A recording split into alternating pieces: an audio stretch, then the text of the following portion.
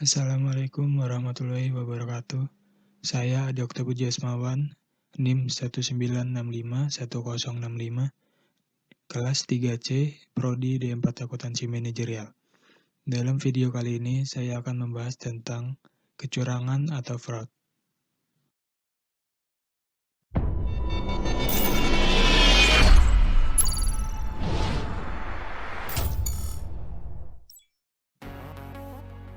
Pengertian kecurangan. Kecurangan dalam bahasa Inggrisnya disebut fraud, sedangkan dalam bahasa Belanda disebut fraude. The Institute of Internal Auditor di Amerika mendefinisikan kecurangan mencakup suatu ketidakberesan dan tindakan ilegal yang bercirikan penipuan yang disengaja.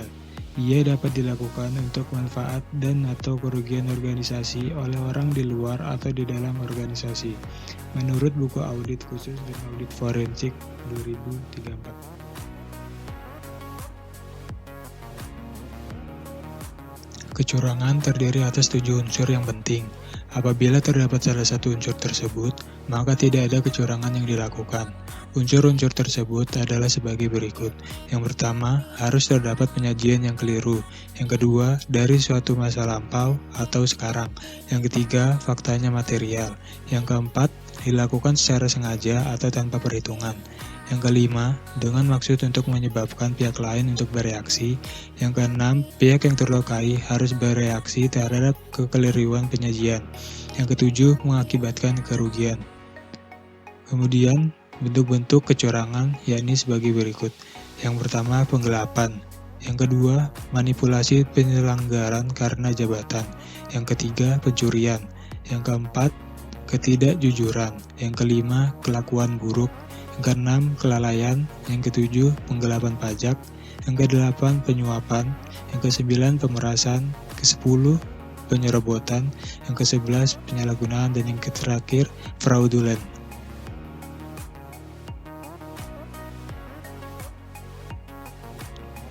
Klasifikasi kecurangan. Klasifikasi kecurangan dibagi menjadi 3. Yang pertama yaitu manajemen fraud atau kecurangan manajemen. Kecurangan manajemen atau manajemen fraud adalah kecurangan yang dilakukan oleh pihak manajemen dengan menggunakan laporan keuangan atau transaksi keuangan sebagai sarana fraud. Biasanya dilakukan untuk mencurangi pemegang kepentingan atau stakeholders yang terkait organisasinya. Yang kedua adalah employee fraud atau kecurangan karyawan. Kecurangan karyawan adalah kecurangan yang dilakukan oleh pegawai dalam suatu organisasi kerja.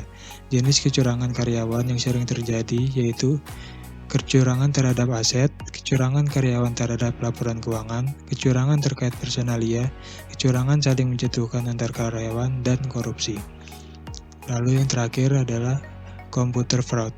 Computer fraud adalah perbuatan melawan hukum yang dilakukan memakai komputer sebagai sarana atau alat atau komputer sebagai objek, baik untuk memperoleh keuntungan ataupun tidak, dengan merugikan pihak lain. Kejahatan yang berhubungan erat dengan penggunaan teknologi yang berbasis utama komputer dan jaringan telekomunikasi ini dalam beberapa literatur dan prakteknya dikelompokkan dalam beberapa bentuk, antara lain illegal access atau akses tanpa izin ke sistem komputer.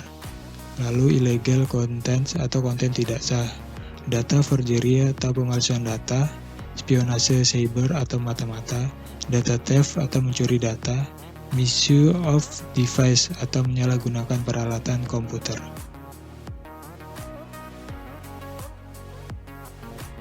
Faktor-faktor yang mendorong kecurangan. Yang pertama, lemahnya internal kontrol pada perusahaan-perusahaan. Antara lain, manajemen tidak menekankan perlunya peranan internal kontrol, manajemen tidak menindak pelaku kecurangan, manajemen tidak mengambil sikap dalam hal terjadinya konflik of interest.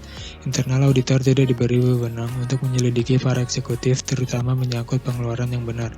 Yang kedua, tekanan keuangan terhadap seseorang, antara lain banyak utang, pendapatan rendah, gaya hidup mewah. Jika hal ini berlangsung dalam diri seseorang, perusahaan, atau organisasi, itu mungkin untuk selalu melakukan kecurangan.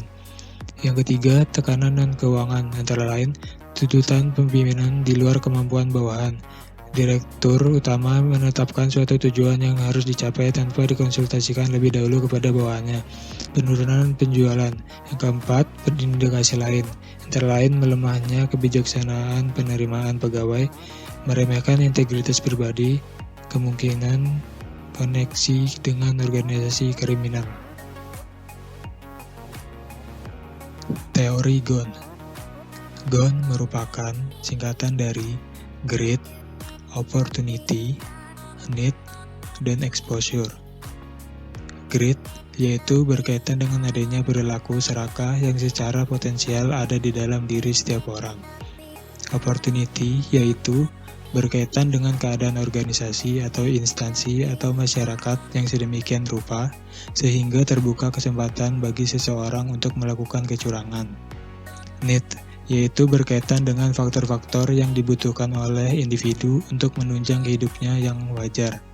Exposure yaitu berkaitan dengan tindakan atau konsekuensi yang dihadapi oleh pelaku kecurangan apabila pelaku diketemukan melakukan kecurangan. Tanda-tanda atau kondisi adanya kecurangan. Ciri-ciri adanya kecurangan menurut buku Fraud Auditing secara garis besar adalah sebagai berikut. Yang pertama, terdapat angka laporan keuangan yang mencolok dengan tahun sebelumnya. Yang kedua, adanya perbedaan antara buku besar dan buku tambahan atau buku pembantu. Yang ketiga, perbedaan yang ditemukan karena melalui konfirmasi. Yang keempat, transaksi yang tidak didukung oleh bukti yang memadai.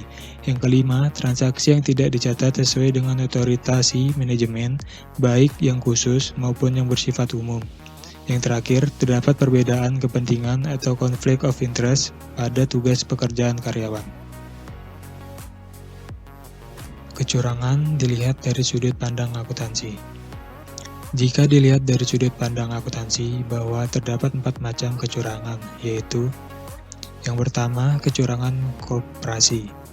Dilakukan oleh pejabat, eksekutif, dan atau manajer pusat, laba, dan perusahaan publik untuk kepentingan jangka pendek.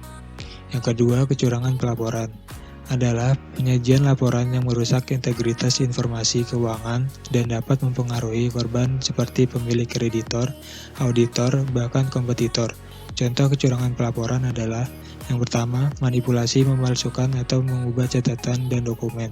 Yang kedua, menyembunyikan atau menghilangkan pengaruh transaksi yang lengkap dari catatan. Yang ketiga, salah menerapkan kebijaksanaan akuntansi. Yang keempat, mencatat transaksi tanpa substansi. Yang kelima, gagal mengungkapkan informasi yang signifikan. Yang keenam, manipulasi laporan keuangan secara keseluruhan. Yang ketiga, kecurangan manajemen adalah merupakan bentuk kecurangan yang tidak menerapkan hal-hal berikut. Yang pertama, tidak terdapat pengendalian intern yang baik. Yang kedua, sistem otoritas yang tidak jelas. Yang ketiga, tidak memperhatikan kesejahteraan bawahan. Yang keempat, manajemen hanya dapat mementingkan diri sendiri atau pribadi.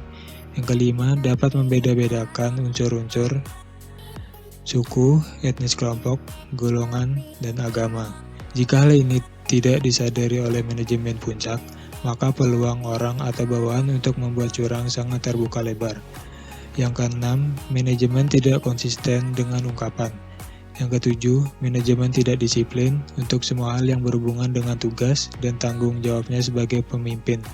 Yang keempat, ada kegagalan audit.